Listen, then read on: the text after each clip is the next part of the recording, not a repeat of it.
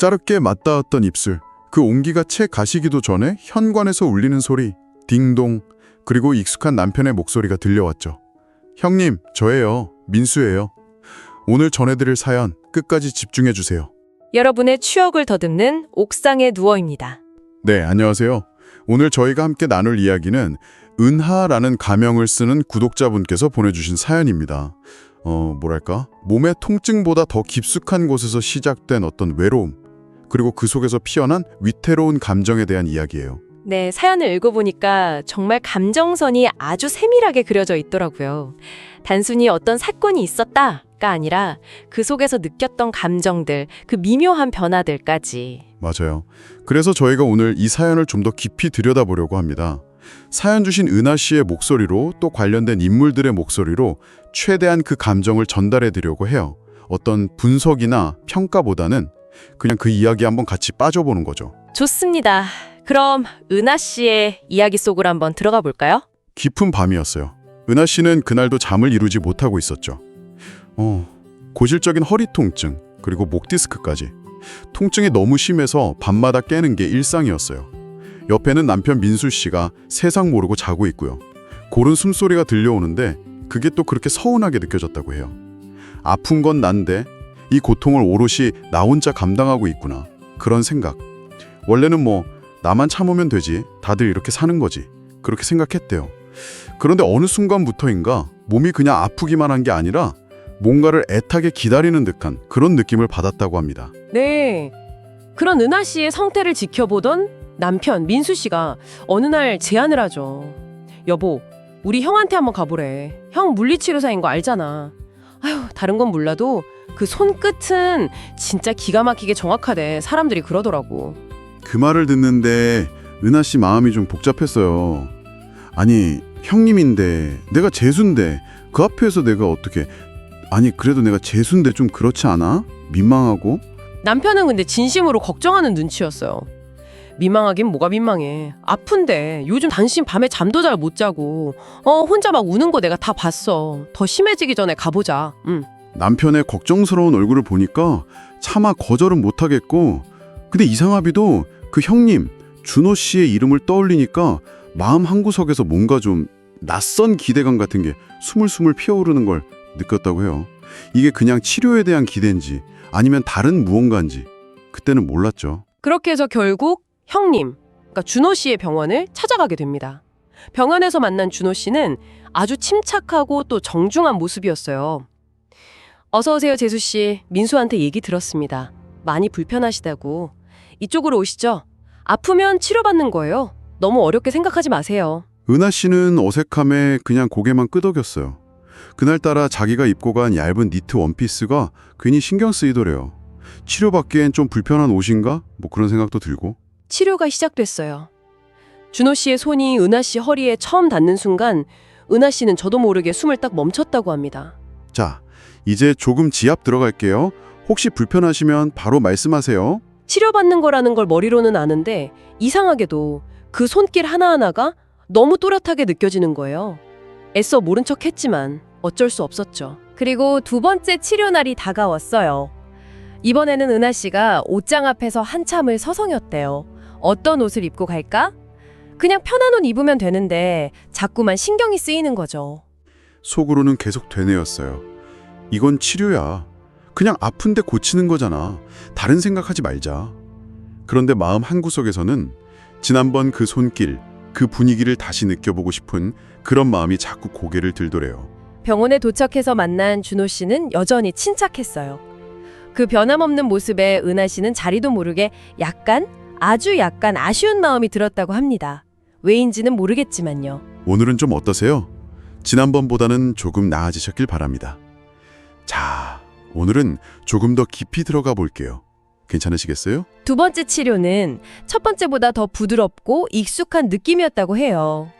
준호 씨의 손길이 닿을 때마다 긴장이 풀리면서 이상하게 편안함 이상의 감정이 밀려왔어요. 갑자기 심장이 막 뛰고 눈물이 핑 돌기도 하고 내가 지금 왜 이러지? 은하 씨는 그때 알았다고 합니다. 자신의 감정이 지금 무너지고 있다는 걸요. 치료 이상의 무언가가 시작되고 있다는 자각이었죠. 치료가 끝나고 옷을 갈아입고 나오는데 준호 씨가 조심스럽게 말을 꺼냈어요. 저기 재수 씨, 다음번 치료 말인데요. 혹시 괜찮으시다면 저희 집으로 오시는 건 어떨까요? 병원보다 집에도 치료용 침대가 있고 아무래도 거기가 더 조용하고 집중하기 좋을 것 같아서요. 그 제안을 듣는 순간 은하 씨는 아무 말도 할 수가 없었대요. 이게 무슨 의미일까? 가도 되는 걸까? 머릿속이 하얘져서 그냥 어색하게 인사만 하고 병원을 나섰죠. 그날 밤이었어요. 휴대폰 진동 소리에 잠이 깼는데 준호 씨에게서 온 문자였어요. 다음 치료? 수요일 2시. 괜찮으시면 이 주소로 와주세요. 주소가 첨부되어 있었죠. 은하 씨는 그 문자를 보고 한참을 망설였어요. 답장을 썼다 지웠다 몇 번을 반복했는지 몰라요. 그러다 결국 떨리는 손으로 답장을 보냈죠. 네, 갈게요. 그 짧은 답장을 보내고 나니 숨이 막 가빠오는 걸 느꼈다고 합니다. 약속한 수요일 2시, 은하 씨는 준호 씨가 보내준 주소로 찾아갔어요. 문을 열어준 준호 씨는 병원에서와는 달리 편안한 니트 차림이었죠. 처음 와보는 형님의 집, 사적인 공간이라는 그 낯섦이 어색하게 다가왔어요. 어서 오세요. 들어오세요. 여기 치료실은 이쪽입니다. 편하게 누우세요. 치료실이라고 부르긴 했지만 병원과는 분위기가 사뭇 달랐어요. 은은한 아로마 향이 퍼져 있었고 조명도 훨씬 부드러웠죠. 준호 씨는 치료복을 건네는 대신 은하 씨가 입고 있던 원피스 뒤쪽으로 다가왔어요. 그리고는 정말 아무렇지 않게 지퍼를 내렸다고 합니다. 등에 차가운 공기가 확 닿는 느낌. 아, 차갑죠? 놀라셨겠다. 금방 괜찮아질 거예요. 오일 좀 바를게요. 준호 씨의 손길이 등을 따라 천천히 내려오는데 이상하게 그의 손끝에서 미세한 긴장감 같은 게 전해져 오는 것 같았대요. 이건 치료야, 치료일 뿐이야. 은하 씨는 속으로 계속 주문처럼 외웠어요. 하지만 숨소리는 점점 거칠어지고 있었고 결국 자기도 모르게 눈을 감아버렸죠. 아무 말도 오가지 않았지만 두 사람 사이에는 어떤 조용하고도 묘한 떨림 같은 것이 흐르고 있었다고 합니다. 그렇게 몇 번의 치료가 더 이어졌어요. 집에서의 치료는 계속되었고 은하 씨의 마음은 점점 더 무거워졌죠. 치료가 끝나고 집에 돌아와서도 그의 손길, 그날의 분위기, 그 미묘한 떨림을 계속 떠올리게 되는 거예요. 남편 민수 씨는 아무것도 모르고 그냥 걱정만 했어요. 치료 받으니까 좀 어때? 괜찮아지는 것 같아? 물어보면 은하 씨는 그냥 거짓말을 했죠. 조금씩 나아지는 것 같아. 그러던 어느 날이었어요. 그날도 준호 씨의 집에서 치료를 받고 있었죠. 유난히 정적이 길게 느껴지는 날이었어요. 긴장감은 어느 때보다 짙었고요. 오늘은 좀 더 긴 시간이 필요할 것 같아요. 괜찮으세요? 준호 씨의 목소리가 평소보다 조금 낮게 들렸어요. 은하 씨는 숨을 한번 크게 들이마시고 대답했죠. 네, 괜찮아요. 그런데 두 사람 다 치료에 집중하지 못하고 있다는 걸 느꼈어요. 손길은 여전히 등에 머물러 있는데 그 움직임이 평소와는 달랐죠. 시간이 얼마나 흘렀을까? 준호 씨가 숨을 고르듯 아주 조용히 불렀어요. 은하 씨. 처음이었어요. 그가 재수 씨가 아니라 은하 씨라고 부른 건. 은하 씨는 천천히 고개를 돌려 그를 봤어요. 시선이 마주쳤죠. 피하지 않았어요. 둘 다. 준호 씨가 천천히, 아주 천천히 다가왔어요. 그리고 짧게 입술이 맞닿았죠. 정말 짧은 순간이었어요. 입술이 떨어지고 준호 씨가 은하 씨의 이마에 자신의 이마를 가볍게 기댔어요. 서로의 숨소리만 들리는 것 같았죠. 바로 그때였어요. 현관에서 초인종 소리가 울렸어요. 딩동. 그리고 너무나 익숙한 목소리가 들려왔죠. 형님, 저요, 민수. 문 좀 열어주세요. 형수님이 반찬 좀 갖다 드리라고 해서요. 두 사람은 그 자리에 얼어붙었어요. 시간이 멈춘 것 같았죠. 은하 씨는 황급히 몸을 일으켜 옷을 정리했어요. 손이 막 떨리고 심장은 터질 것 같고. 준호 씨가 애써 태연한 척 현관문을 열자 남편 민수 씨가 밝게 웃으며 들어섰어요. 은하 씨도 와 있었네. 아, 여기서 치료받는구나. 와, 형님 집 좋다. 언제 이렇게 꾸몄어요? 은하 씨는 아무 말도 할 수 없었어요. 그냥 어색하게 웃기만 했죠. 입술에 남은 그 짧고도 강렬했던 온기. 지워지지 않는 감각. 그 짧은 입맞춤, 아마 평생 잊지 못할 거다. 은하 씨는 속으로 그렇게 생각했다고 합니다. 그날 이후 모든 것이 달라졌어요. 준호 씨는 더 이상 연락하지 않았죠. 딱 한 번 문자가 온 적은 있었어요. 잘 들어가셨어요? 저는 괜찮지 않네요. 그 문자를 보고 은하 씨 마음도 무너져 내렸죠. 답장을 쓰고 싶었어요. 나도 괜찮지 않아요. 그 입맞춤이 아직 내 안에 남아 있어요. 수없이 썼다 지우기를 반복했지만 결국 보내지는 못했죠. 그리고 며칠 뒤 남편 민수 씨가 아무것도 모른다는 듯 해맑게 말했어요. 아, 참. 형님이 그러는데 자기가 아는 용한 여자 치료사분 있대. 아무래도 남자 형님보다는 그분이 더 편할 것 같다고 소개해준다는데 한번 가볼래? 그 말을 듣는 순간 은하 씨는 깨달았다고 합니다. 아, 형님이 일부러 선을 긋는 거구나. 직접 말하지 못하고 이렇게 동생을 통해서 거리를 두려는 거구나. 서운함보다는 그냥 현실을 직시하게 된 거죠. 그런데 이상하게도 몸이 편해질수록 마음은 점점 더 가라앉는 기분이었어요. 문득문득 형님, 준호 씨의 손길이 그리운 건가 싶기도 했지만 아니었어요. 그 손길이 아니라 그 입맞춤이, 그날의 공기, 그 숨소리가 계속 되감기고 있어. 머릿속에서 그 장면이 떠나질 않는 거예요. 형님에게 연락해볼까 하는 충동이 불쑥불쑥 일었지만 그럴 수 없다는 걸 너무 잘 알았죠. 이미 선을 넘었고 돌아갈 수는 없는 거니까. 그러는 동안 남편 민수 씨는 조금씩 변하는 모습을 보였어요.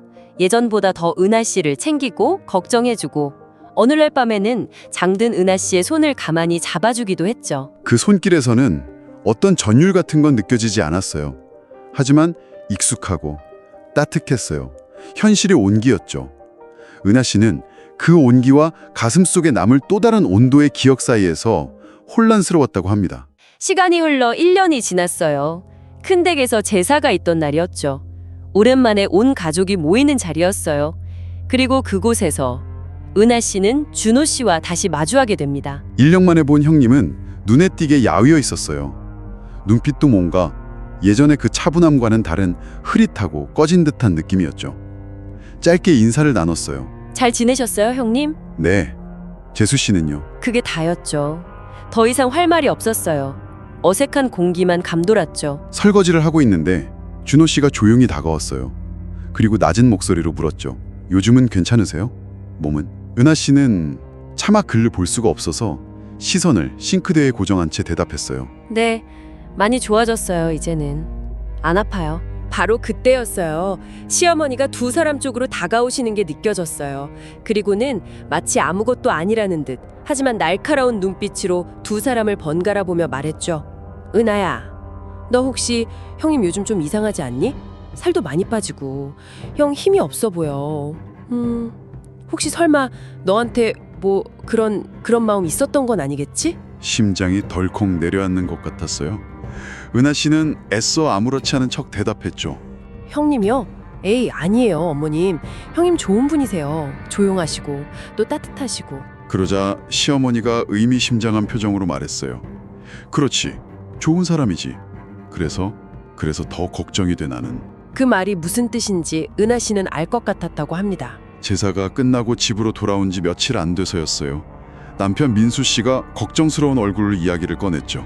여보, 형님이 요즘 병원 문 잠시 닫았다더라.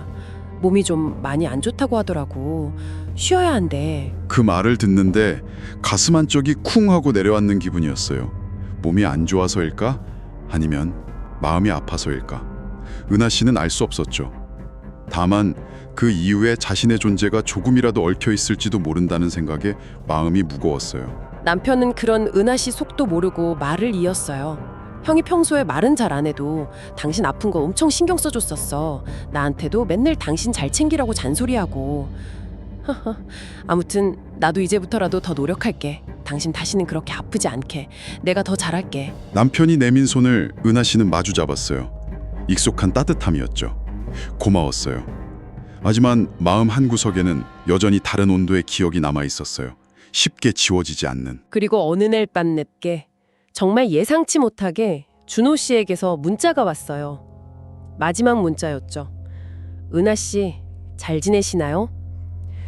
그날 이후로 아무 말도 못 드렸네요. 죄송합니다. 그 입맞춤 저는 아직 기억하고 있습니다. 어쩌면 평생 잊지 못할 것 같습니다. 만약에 그날 민수가 조금만 더 늦게 왔더라면 지금 우리는 같은 자리에 있었을까요? 은하 씨는 그 문자들을 몇 번이고 다시 읽었어요. 답장을 쓰려고 휴대폰 자판을 열었다가 닫았다가 수없이 반복했죠. 하지만 결국 아무것도 보내지 못했어요. 보낼 수 없었어요. 그래, 그 입맞춤 하나가 어쩌면 지금껏 내가 품고 있던 전부였는지도 몰라. 다음날 아침, 은하 씨는 그 문자들을 모두 삭제했어요. 남은 것은 오직 기억뿐이었죠. 그리고 며칠 뒤 정말 마지막 문자가 도착했습니다. 아주 짧은 문장이었어요. 은하 씨, 저희는 결국 어디에도 닿지 못했네요. 그 문자를 보는 순간 은하 씨는 모든 것을 알 수 있었다고 해요. 그 안에 담긴 수많은 감정들, 체념, 안타까움, 그리고 어쩌면 희미한 원망까지도. 그날 집에서의 치료, 형님의 그 떨리던 손길, 불안한 눈빛, 그 모든 것들이 떠올랐어요. 어쩌면 그건 사랑처럼 다가왔을지도 모르지만 결국 처음부터 다할 수 없는 관계였다는 것을 그제야 온전히 깨달았다고 합니다. 가슴 한구석이 시리게 아파오는 이유는 어쩌면 형님의 그 다정함과 따뜻함이 실은 그의 깊은 외로움에서 비롯된 온기였을지도 모른다는 생각 때문이었어요. 그리고 자신 역시 남편에게서 채우지 못한 외로움 때문에 그 온기에 속절없이 흔들렸다는 것을 인정할 수밖에 없었기 때문이죠.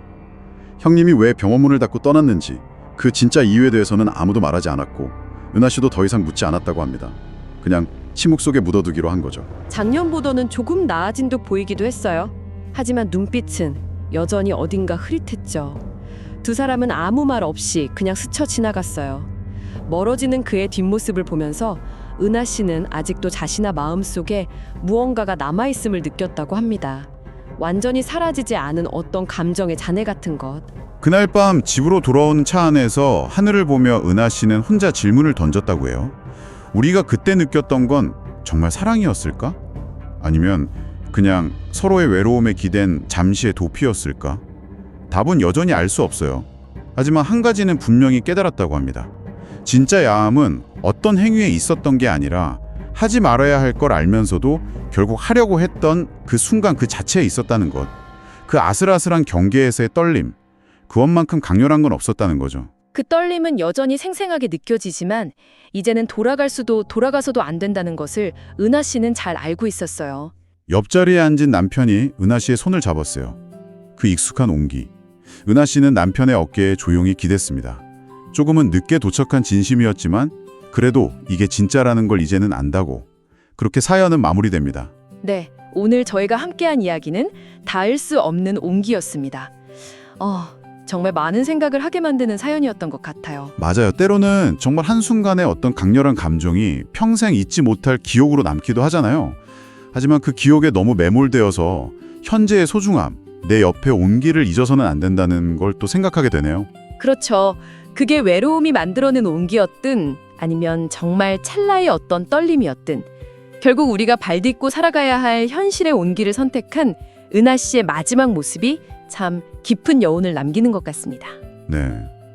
오늘 이야기가 여러분께도 어떤 울림을 주었기를 바랍니다. 구독과 좋아요 꼭 눌러주시고요. 혹시 여러분에게도 이렇게 잊지 못할 추억이나 혹은 가슴 시린 사연이 있다면 저희 채널 설명란에 있는 메일 주소로 보내주세요. 저희 옥상에 누워에서 여러분의 이야기를 소중하게 다루겠습니다. 네, 여러분의 이야기를 기다리고 있겠습니다. 다음 이야기도 기대해 주세요. 감사합니다.